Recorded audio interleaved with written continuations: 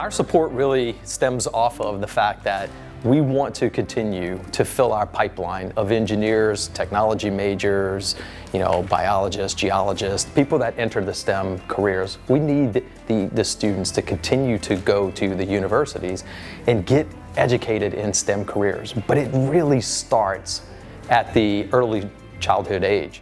I'm an ExxonMobil intern, and I'm thankful that I received this opportunity my last year in high school.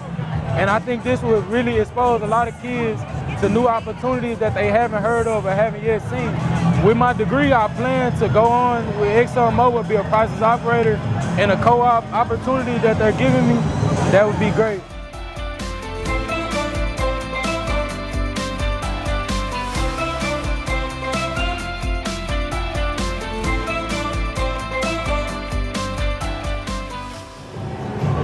ExxonMobil has done a really fantastic job in sponsoring this program, and we hope they continue to sponsor because it transforms the kids in this district, and it's extremely important for this to continue.